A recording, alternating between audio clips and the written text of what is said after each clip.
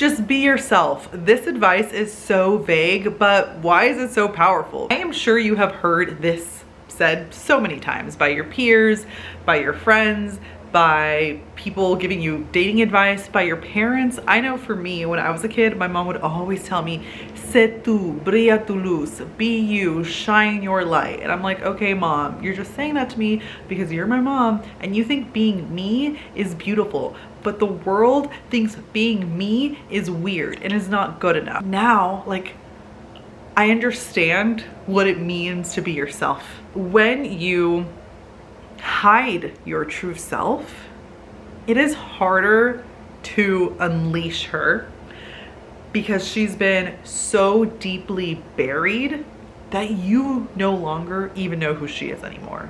And what it means to be yourself is to really connect deeply with who you are by getting clear on your emotions, on who you want to embody, what are your values, and how do you want to express yourself. And I'm going to get into that in this video. When you're not being your most authentic self, you are going at war with yourself because you want to say no to the things you want to say no to, but maybe you're too afraid of being exiled or rejected, so you say yes.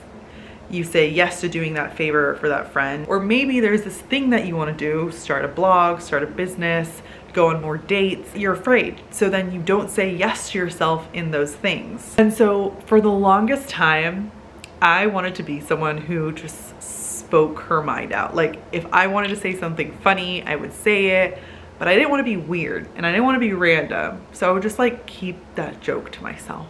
And I remember it wasn't until like the end of high school that I started being like, I really want to express myself. Like there's this like funny, cool weirdo inside of me and I need to say the jokes that were on my mind.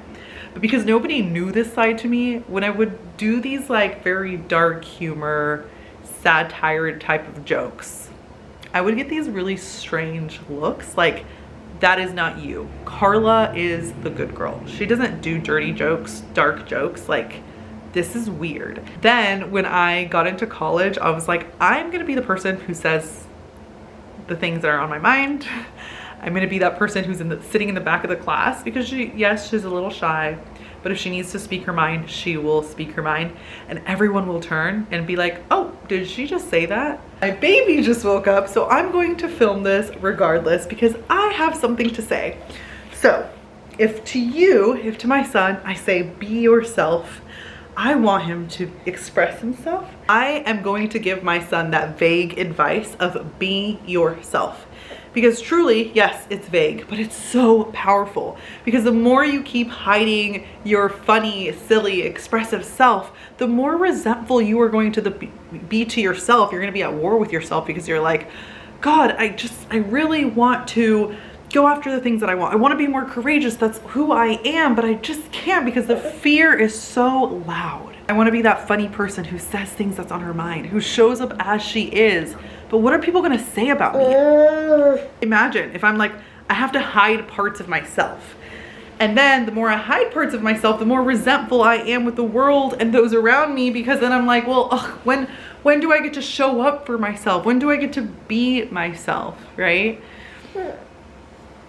It really starts becoming mental chaos. So when you're so disconnected from your authentic self, how do you connect back to her? So how do you reconnect with yourself when the noise has gotten louder and louder and louder?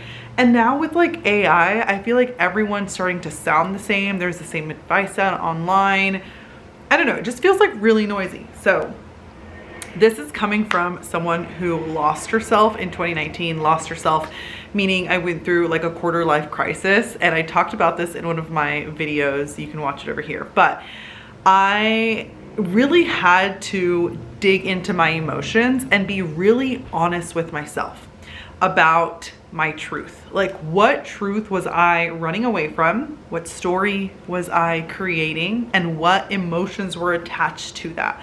So for example, shame, doubt, frustration, anger, or what's something that you really desire, but you're not going after. And so because you're not going after it, then frustration or anger or resentment or whatever emotion starts rising up. Like, really think about that. When I lost myself, it was because I was dating and I wasn't living in alignment to what I wanted in a relationship. I kept saying I wanted a healthy relationship, but then I was going after the guys who didn't want a relationship. We're like kind of dating, but we're talking, right? And we're just having fun.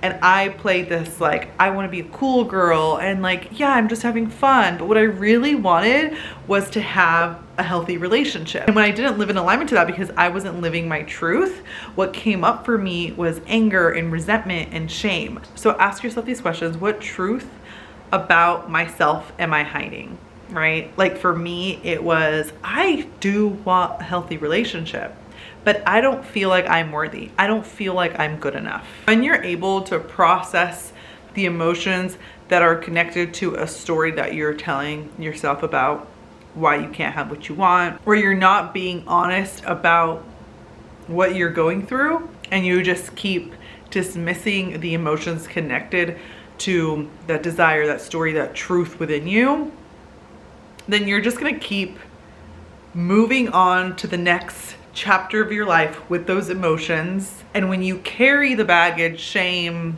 doubt, guilt, all of that, it just keeps piling up. It's like trying to stuff a bunch of clothes in like a very small carry-on bag. So in order to connect with yourself, you have to silence the noise, and the noise is often inside of you, in your mind, in your heart, in your body. You are carrying all of these negative emotions, and they need to be dropped. They need to be let go. Now, the second step is one that I never really understood, like what it meant to live in alignment to your values, because oftentimes people are like, I have values.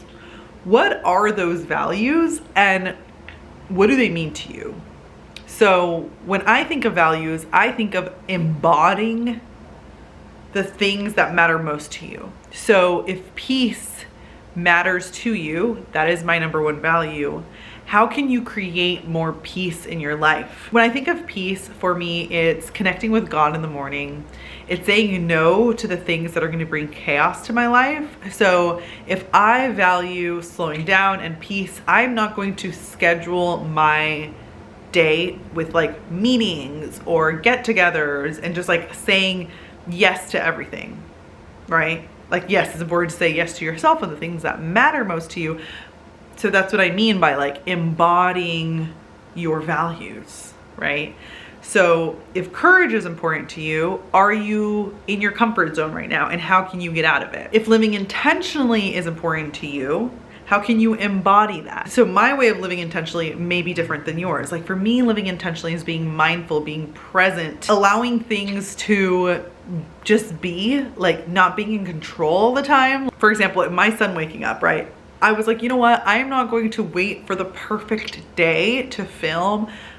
This is my life and I'm going to live intentionally. I'm going to let go. I'm going to surrender. That's what I think about when I mean living intentionally. So that's how I embody it. But the way you embody it may be different. Confidence for me can be a quiet confidence, just like knowing who you are, knowing what you want and standing by it. For some people, it may be being the loudest person in the room, right?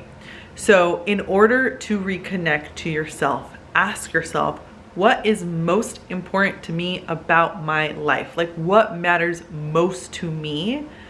And start embodying those qualities, like truly embodying them. The last thing that I did to really reconnect to myself, and mind you, this is a YouTube video, so like I am breaking it down in a way that is like tangible. Reconnecting to yourself and what is most important to you and living a life that feels peaceful and joyful and really rooted in like who you are isn't linear. Like, in order to reconnect to me, I had to go through some mountains, going from like finding myself and loving myself, and that led me to then create a life that I love. I found my now husband. I built a business that I loved. Like, I started feeling more confident in my relationships. I made more time for my family. And I realized that what led me there was getting honest with myself about my feelings and my emotions. And then I thought about it, embodiment. Like, I really started waking up and being the person that I was called to be. And so it wasn't just like, oh, these 3 are the steps. Like, it really got, like, I've had to think about, like, how did I get from a place of feeling so disconnected from myself to then feeling so confident in who I am as a human being.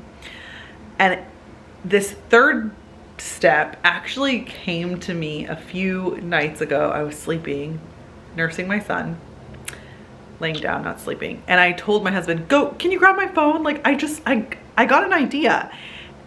And it was this word, exposure. And I know it's like 3 E's. Like, I did not mean for it to be like that. Like, literally, this came to me again as I was laying down in my bed. Exposure, which is honestly in connection to like self-expression, like exposing yourself, like your true self, out into the world, into the external world. And having the courage to do that, having the courage to express yourself, to do the things that you're afraid of doing. You know, in embodiment, it's all about the being, right? Like, who are you, and really owning that person with confidence. Oftentimes I feel like there's this extreme, people are so stuck in the being where they're like, I just am, you know, I'm confident, and that's who I thought I was. Like, I always thought I was so confident in my 20s. Well, I worked through it because I definitely was not confident. But as I worked to becoming more confident, there was things that I wanted to do, but I didn't do because I was so afraid. And that wasn't really living in alignment to who I was, because I know that I value courage. I know that when I get stuck in my comfort zone and when I don't express myself, I feel resentful towards myself. Like, I have this inner war within me. Like, Karla, why don't you just speak up? Why didn't you just say how you felt, right? And so that's why it's so important that you embody the person that you want to be, but you also expose her and express her to the external world. So whoever it is that you want to become, what does she need to do to feel more at peace, more joyful, more fully expressed in her authentic self? I'm always asking myself, like, yes, I love who I am, and I love my slow living life, and I love my peace, but I also love excitement and courage, which means I want to do things that are scary and terrifying, but I need to do them to respect the person that I am. Understanding your emotions, embodying the person that you want to be, exposing that person and expressing herself fully.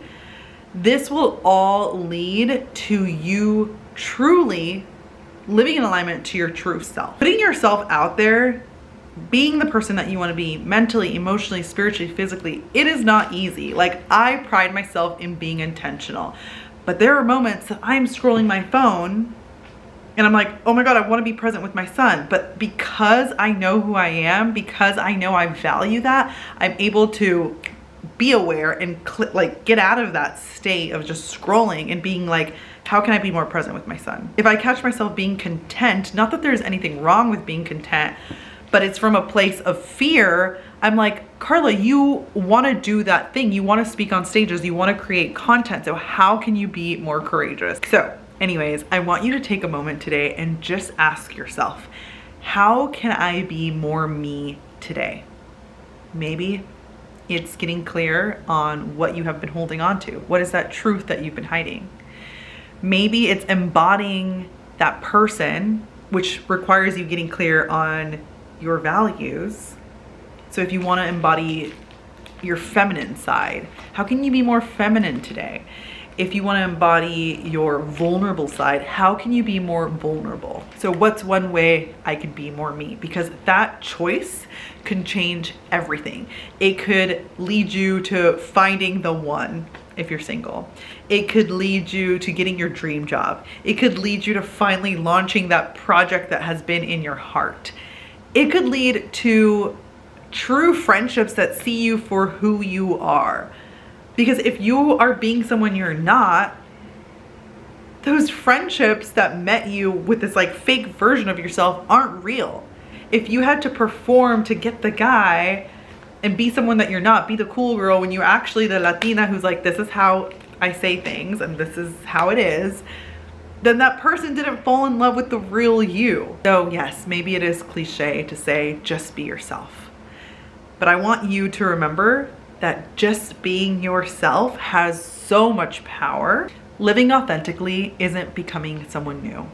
It's uncovering the real you under all that noise, mental chaos, war with yourself. It's about letting go of what drains you and saying yes to more of what lights you up. If you believe that there needs to be more conversations about authenticity, you truly believe that this world needs more authentic human beings, especially with AI, I encourage you to like this video, save it, share it, and be sure to subscribe for more just like authentic conversations, being more confident in who you are, and living a life of yes to the things that light you up.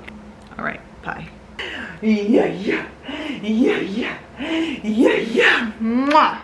¿Quieres ir a jugar con tu libro? ¿Te aprendo esto? Mira, un elefante, dos elefantes, tres elefantes.